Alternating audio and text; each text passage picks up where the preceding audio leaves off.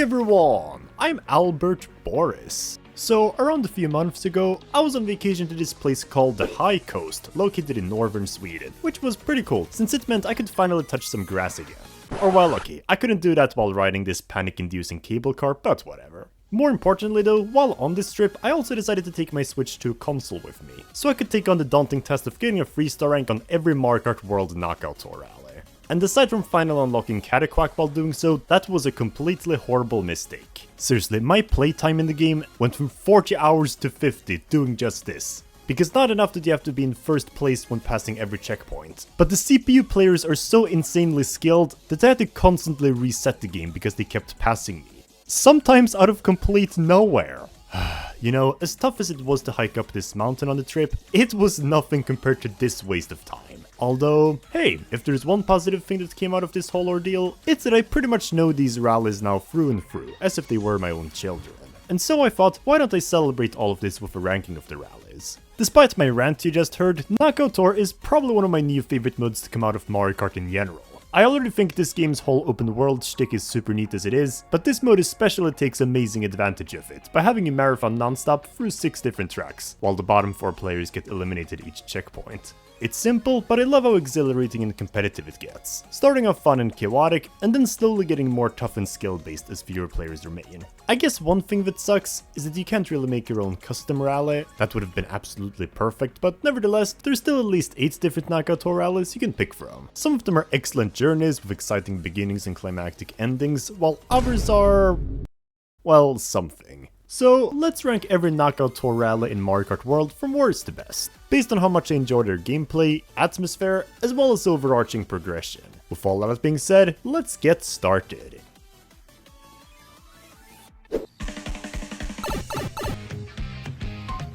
And by far my least favorite rally in Mario Kart World is without hesitation the Acorn Rally. Not because it's necessarily unfun, even if it's not exactly that enjoyable either, but because of how unmemorable and forgettable it is. See, most of the rallies in this game almost kind of tell a story, but give each of them an organic progression. Some of them escalate as they go on, others stick to a particular theme, others de-escalate, but above all, they feel like meaningful journeys where each track is driven through for a reason.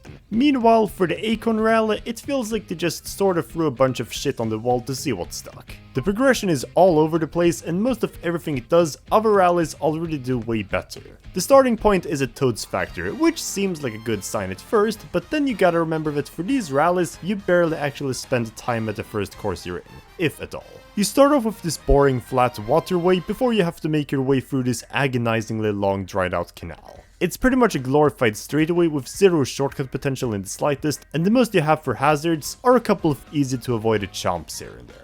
It makes for a way too luck-based first impression where if you get eliminated right away, it's not your fault. It's literally just items that can make you catch up. The second checkpoint takes you through Wario Stadium, the rally's only unique track, which admittedly is probably the highlight here, as it kicks you off with an epic glider and even get the opportunity to grind on the walls. And then you exit the stadium and it's just a regular road now. Granted, it's better than whatever the first area was since you can actually perform shortcuts, but there's also nothing exactly special here either, aside from some Goomba tower hazards you can't even dash through. And then the third checkpoint takes place at Choco Mountain. That sure hasn't been done before already. Again, this is nothing special. There's a small road connected to Choco Island 1 at the start, which is kinda cool, but then it's just more road that becomes even more generic once you transition to a plain side highway. And then the next checkpoint is at Peach Stadium?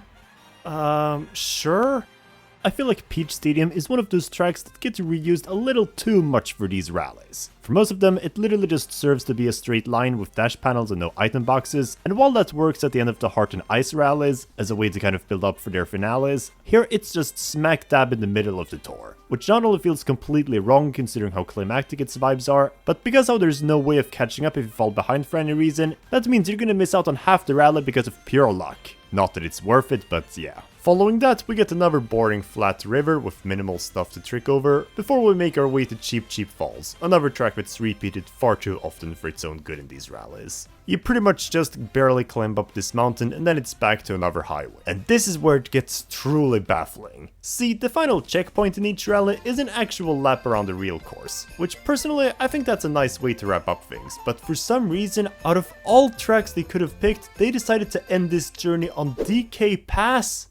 The most calm and relaxed course in the whole game? But oh, maybe you go through it backwards and it's set at night, you might think. No, it's just a regular old DK pass with no unique elements at all. Could this rally end on a more underwhelming note? It makes this already confusing journey feel even more anticlimactic. As if the Acorn Rally didn't already do pretty much everything wrong.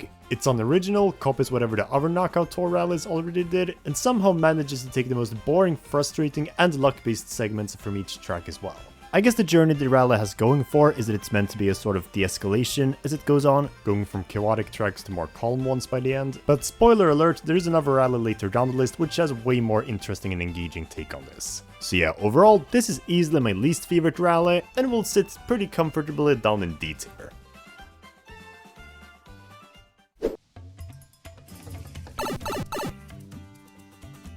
The Golden Rally, being the first one in the game, is pretty much the tutorial for how Knockout Tour works, and as such, it's probably the most grounded and basic of the 8 rallies here. Unlike the previous one I just talked about, the progression here isn't bad at all, but considering it's the beginner rally, it's still pretty limited by how ambitious it can be. Most of the courses and areas you drive through here are typically straightforward, basic in theme, and don't really have too many interesting things going on. Already, it kicks off with a pretty standard straightaway from Desert Hills. It does the job, but there's plenty of off-road cuts, and at the end you get these bramble rings you can drive through, but otherwise the theme is just kinda bland desert, and there aren't really too many corners to cut.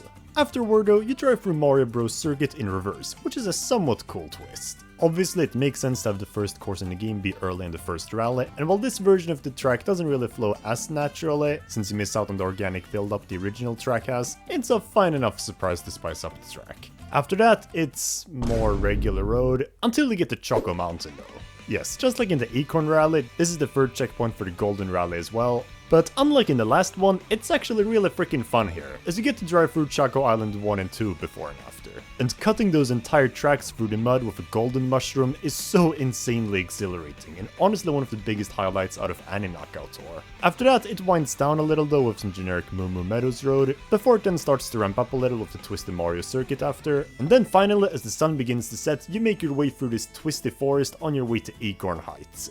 I think this particular last segment does a great job of raising the stakes as you enter a darker and more hazard-ridden environment, without it being too drastic of a change. And Acorn Heights itself is a pretty sweet ender that kind of sets you up for what the rest of the game has to offer, with its technical gameplay but still fairly serene atmosphere.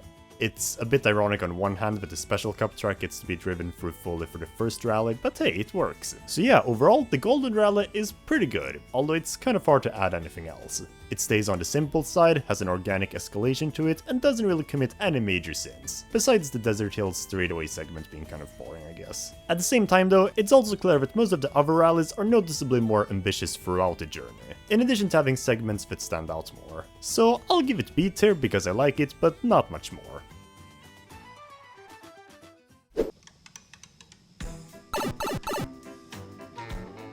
Okay, so from this point on, it actually got surprisingly hard to decide how I should rank these remaining 6 rallies, as all of them are fairly enjoyable adventures now, with organic progressions and engaging segmentations. But the more I play them, the more the Spiny Rally starts to fall short of the other 5, ever so slightly. Which is not to say that it's bad. I think one of the most commendable things about the Spiny Rally is just how consistent its theme is throughout the tour. It starts off dark and spooky, gets cold and icy, later the ice melts, and then it goes back full circle with a spooky and dark water course. All in all, it never strays away from its blue water-centric focus, which is even more fitting considering the emblem of the rally is a beautiful blue. But how fun is it to drive through though? Well, it's pretty nice. Right off the bat, it starts off pretty excitingly, as you make your way from Boost Cinema through a Ghost Valley track, and then up a slippery mountain path to Starview Peak. And then once you make past that checkpoint, you get even more narrow and twisty ice paths. And also, there are chill bullies on the road! Okay, forget anything I said, this is S tier. I think what I love so much about the start of this rally is that while there aren't too many shortcut opportunities for you to catch up with, aside from this one corner before the mountain climb, unlike the boring straightaways of the Acorn Rally's Toad's Factory, they at least prioritize skill, due to how unbelievably sharp the corners get at times. And the fact that you have 20 plus players fighting on the road makes it even more chaotic. However, after this, the Spiny Rally admittedly starts to fall off a slight bit, as the theme winds down with some pretty typical road. Yeah. I mean, it's still fairly fun to make your way down, and there's nothing wrong with this segment, it's just nowhere near as exciting as the first two tracks. And the ending bit with all the sharp corners in the water is a little frustrating to navigate through due to how water works. But surely after that, it's all fine and dandy again, right? I mean, aside from loving the Salty Salty Speedway music theme, this next segment is kind of just boring and generic beach road, and while it's a bit fun to cut massive corners through the water, it's still not exactly the most memorable area to drive through. But then, once you make your way to Peach Beach, the Spiny Rally does admittedly find its footing again. Because while on one hand, you're mostly just driving on the water here, I really love how subtly it forebodes the last track as the water starts to get more unruly, and the setting around you gets drained of its color. And this all continues until you make your way to Wario's Galleon. And this is a pretty kick-ass final course. As a track, it certainly has its flaws, but atmospherically, it really sets the tone for a last hurrah. And with how stormy the waves are, it prioritizes whoever is the most skillful at successfully tricking off of them, making for an incredibly chaotic challenge. So yeah, overall, the Spiny Rally is really good. It starts off magnificently, ends greatly, and while the middle act isn't really anything to write home about, it's not actively unfun. Just a bit boring, but I can still see the vision of winding down between the chaotic beginning and ending. And on a personal note, for me it also always seems to be the rally, where everything always goes right for me whenever I play online. So on the whole, I definitely enjoy my time on this rally, and that's why it will stay strong in high B tier.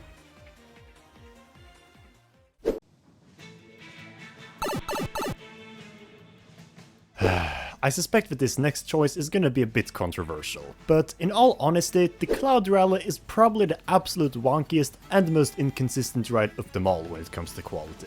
It was so close to being my favorite one actually, and in fact in the first few weeks of playing this game, I'd say it even was my favorite one, because the beginning and end are all frankly excellent. The opening segment alone is probably the most epic and vigorous way to start off a rally.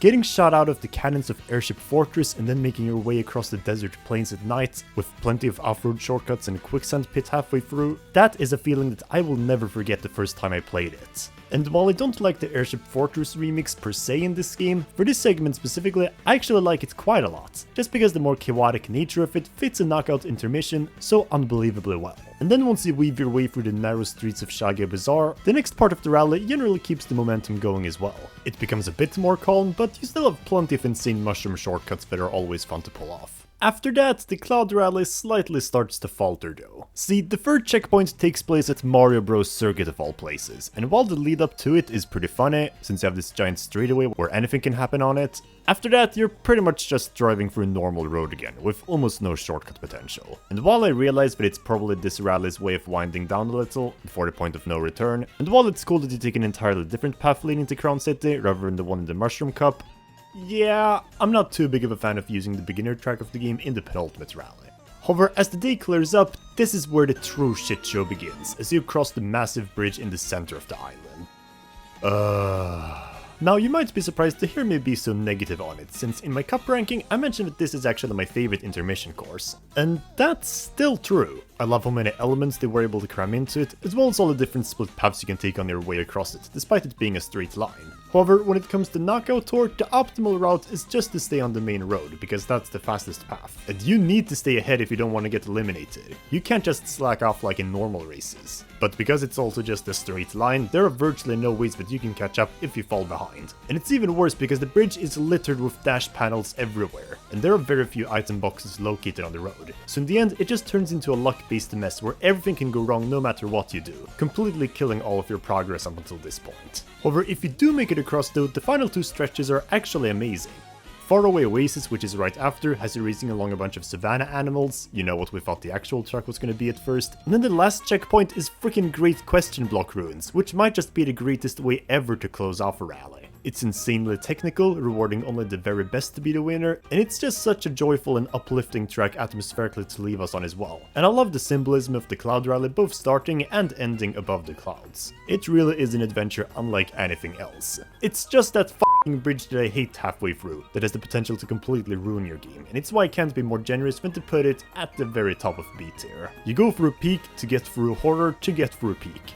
Thanks, I hate it. It's almost like a Spiny Rally on steroids in terms of progression quality. And while I will take the more unpredictable and bold nature over the safer Spiny Rally, damn it, this could have been a real treat.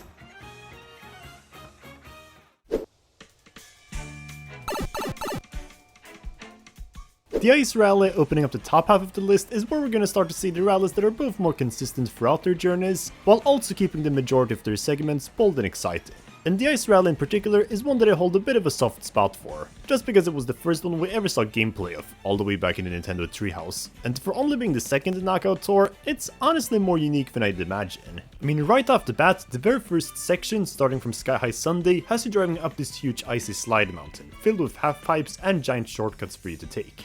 It's a great and invigorating way to kick off a journey, reminding me a bit of the Spiny Rally opener but 10 times more chaotic. And also, just like in the Spiny Rally, the checkpoint of the Ice Rally is also set from the top of Starview Peak, although this time you instead mow your way down across the wide ski slopes near DK Pass. This section has a ton of split paths for you to pick from, which is always a huge delight when replaying this rally.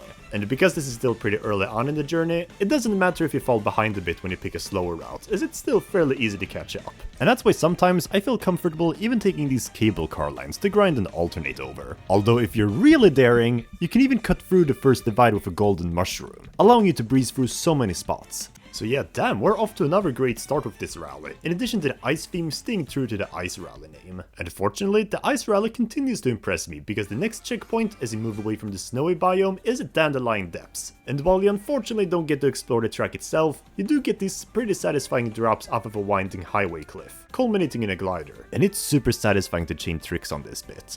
The only segment I didn't really like about the Ice Rally is what comes after Cheep Cheep Falls, the 4th checkpoint. Because in case you didn't notice, this is the exact same strip you go from Peach Stadium to Cheep Cheep Falls in the Acorn Rally, except reversed. So it's pretty much just a straight waterway, followed by a bland and boring highway. I like it a bit more here than in the Acorn Rally because at least the sunset is nice here, and I think Peach Stadium is a fine 5th checkpoint, as its festive atmosphere works to build up for the last track. But yeah, this is a bit of a dud, especially since the segment right after isn't that mind-blowing either, it's just more highway. At least Crown City is a pretty banger last impression though. It's arguably the longest course to cap off a rally, which makes it really feel like the home stretch of a giant marathon, and the night theme gives it even more of a celebratory feel. I just wish there were a few measly shortcuts here and there though, since it can be a little hard to overtake first place as it is now, but it's one of the better rally enders for sure. And at least there's still a few shortcuts at the start. But yeah, overall, the Ice Rally is pretty damn exciting. Not the best thing ever, but for what it's worth, it's a really solid experience through and through, with plenty of interesting segments on par with the Cloud Rally. And the boring part isn't nearly as bad. So how about this gets low A tier?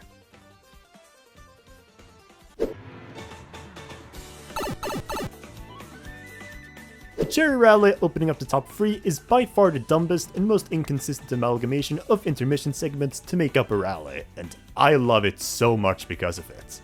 It breaks so many pre-established rules of how a Knockout Tour rally should flow that in the end it loops back to being the funniest and wildest thing ever in the game. Forget characters without arms driving, this right here is peak comedy. From what I can gather, a lot of people hate this rally the most, and while I suppose I can see why, the journey is just so unorthodox that I'm never left bored. It is a story of friendship, trust, and ultimately betrayal. The thing about the Cherry Rally is that it has no qualms about going from unironically good to just idiotic in an instant, and you just have to sit along for the ride. Like the beginning, for example, is actually really solid, probably one of the strongest starts to any rally. You've got a nice serene beach theme, cataquacks, shortcuts, a split path around this giant waterfall, and a couple of dinosaurs as you enter this jungle. And it continues going strong after the first checkpoint as well, with even more dinosaurs, including a T-Rex running your way. But then as the trees clear up pretty soon, you already begin to approach Koopa Troopa Beach, and okay, I guess we're going straight. To be honest, it feels like you arrive at the next track a bit early, especially after how long the very first segment was, but whatever. At least they're happy to make it over, and can now relax for a short bit again. Yeah, actually about that, the segment right after is literally just a 30-second straightaway across the waters. You barely get any time to breathe at all, despite the carefree and chill remix of Koopa Troopa Beach, lulling you into a false sense of security. And the fact that you have so little time on your hands to guarantee your safety, combined with the sheer absurdity of how simple this section is, I don't know if this is the dumbest thing ever or secretly genius. Like, it shouldn't be this much fun, but considering the chaos and close calls are where my greatest memories lie with Knockout Tour, it's actually such a fun twist that you don't get to relax for one bit. Is it another luck-based mess at worst like the Cloud Rally Bridge? Yeah, but unlike that segment, at least this one is also not long and boring as well. This straightaway is chaos incarnate, but it's so off the charts insane that you can't help but laugh alongside with it. And then when you do finally make it over this checkpoint, it's the greatest feeling ever, because now you can finally get a moment of calm. There's a few close encounters with Clanky Kong under his spaceport, which is pretty cool, and then it's mostly just drifting along the mesa cliff sides as the sun starts to set. It's a really nice way of winding down a rally, because unlike other knockout tours that typically do so by just giving you boring street highways, the layout is still fairly engaging here, with plenty of sharp turns and a charming aesthetic. However, once you eventually make it past Whistle Stop Summit, you get that feeling that something is wrong again.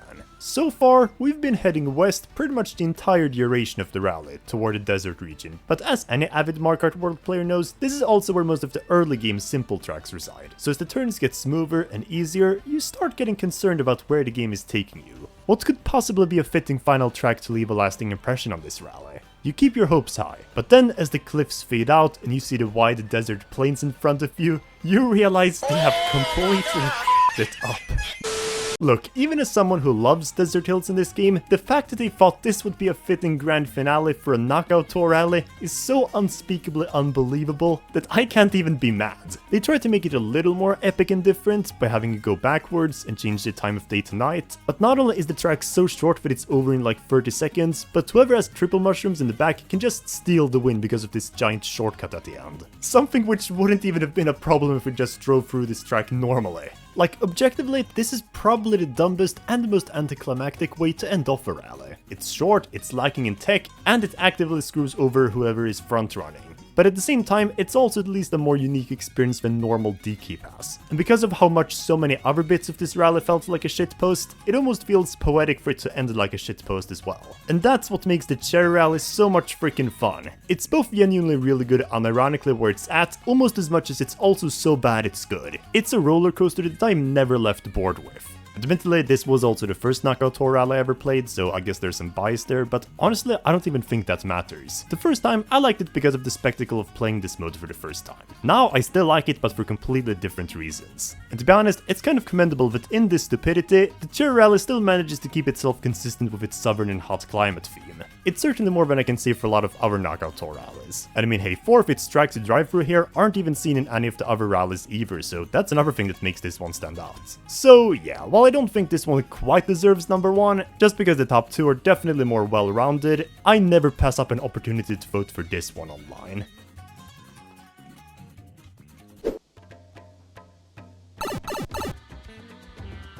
So, I don't know how hot of a take this might be, but while in my opinion, the Special Cup was a good, albeit somewhat underwhelming attempt at the final Grand Prix Cup, I think the Heart Rally on the other hand was an amazing final rally for Knockout Tour. In my first few playthroughs for it, I didn't think too much of it, I thought it peaked at the start and then slowly got more and more basic, but while that still technically is true, the more I play it, the more I think the way the Heart Rally handles escalation is just real beautiful, and strike that sense of finality far better and more consistently than the Special Cup. Because right off the bat, I love how the very first segment is actually just a Cloud Rally opening a bit, but reversed the other way. Because not only does that mean we get to start off on the peak Shy Guy Bazaar and pull off some parkour tech before heading out of town, but I also just love the contrast between the two rally openers in atmosphere, and how they build up for the rest of the journey. In the Cloud Rally, you were fleeing away from the storm, in the chaos and dark of the night. But here in the Heart Rally, you're approaching the storm head-on, with no fear in the broad daylight. And as you fly up to Airship Fortress and weave along its open decks, you're rewarded with one hell of a marathon, alongside Bowser's castle walls. You've got Twomps trying to smash you, Sumo Bros shocking the road, Boom Booms, tons of opportunities to switch between lanes, and the length of it all on top of it lets you know that there's no turning back now. And I just love the sheer insanity of it all, especially with 20 racers fighting their way through as well. Now, in all fairness, once you make it past the hot springs and cross over through Drybone's Burnout, the Heart Rally never quite picks up the pace it had prior, as the next segment is just driving along some graveyard paths, but instead of seeing it as anticlimactic, I'd rather see it as a bit of a reward for making past a big storm. And I mean, it's not like it's all fine and dandy yet. You're still in a somewhat hostile environment atmospherically, and the plethora of huge off-road cuts you can make are always a pleasure. After this is where things get kind of interesting though. See, the last half of the Heart Rally is actually just the intermission from Mario Circuit to Peach Stadium in the Special Cup. But whereas there it was kind of boring and generic, here it actually feels really epic and climactic.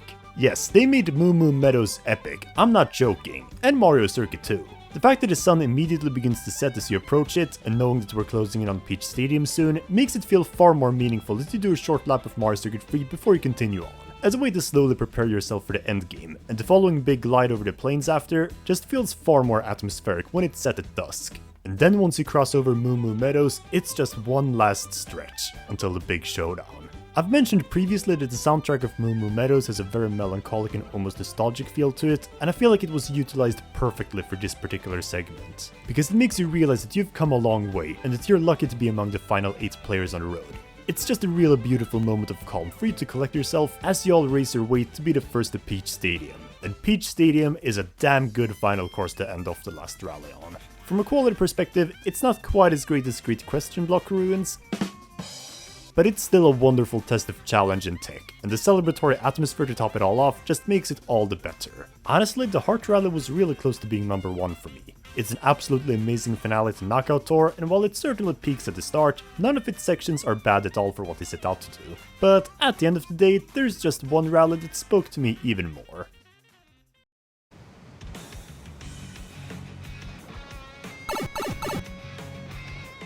And that was without a doubt the Moon Rally.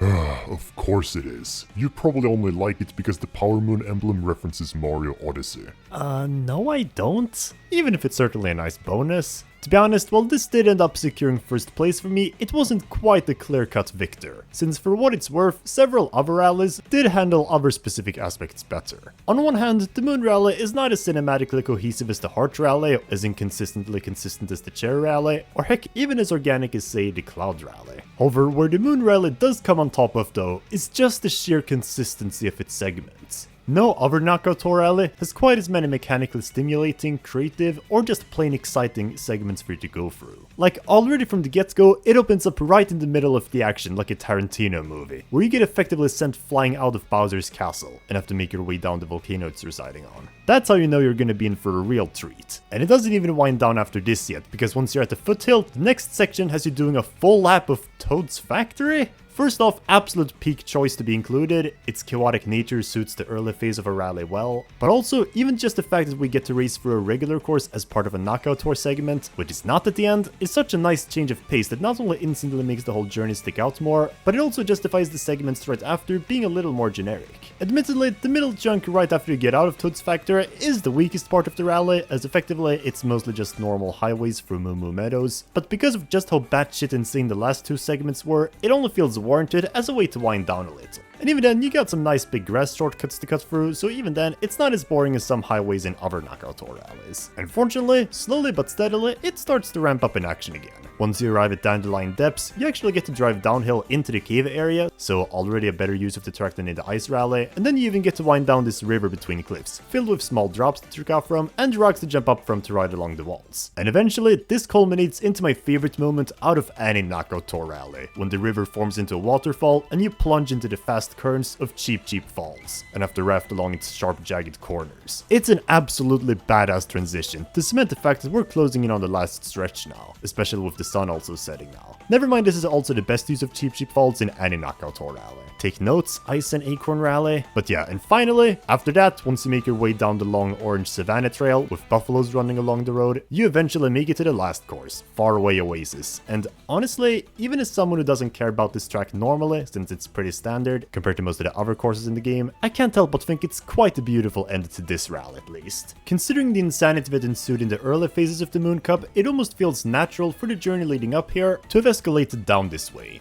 And the fact that the rally started off in heavily industrialized areas makes it even more fitting that it ends at a flourishing nature reserve. And it's not necessarily anticlimactic. The energetic music and confetti floating in the sky still absolutely set the mood for a finale, as does the transition to a celebratory night as you arrive. It's not a DK Pass situation, where the de-escalation led to an underwhelming finale. And never mind that Faraway Oasis is just a balanced track in general to act as a rally ender. It's simple, but still with plenty of tech scattered around. And the ending turn also has a grass shortcut that's big enough to make a difference, but also small enough that it's not a complete guarantee to steal first place with. So yeah, overall, the Moon Cup is just so beautifully consistent in its quality that, after much consideration, I figured it was the only one that truly deserved to win this ranking. And so with all of that being said, that concludes my full ranking of the 8 Knockout Tour rallies in Mario Kart World. At least for the time being. Perhaps in the future, if Nintendo gives us more rallies, or even allow us to make our own custom ones, I might have to redo this, but I'm not gonna wait years to make this video just on the slight off chance that happens. And considering this is one of the main modes of the game, I figured it was about time that I made a video specifically dedicated about it, even if it might not be too popular. But how would you rank the Knockout Tour rallies? Did you agree with me or not? I mean, probably not. I'd be surprised if anyone else liked the Cherry Rally as much as me, but hey, let me know in the comments down below. Perhaps I'm wrong. And if you enjoyed the video, then make sure to like and subscribe to stay tuned for even more Mario videos from me. And join my Discord server, Green Pipe City, for even more updates. So with all of that being said, I'm signing off now. Until next time.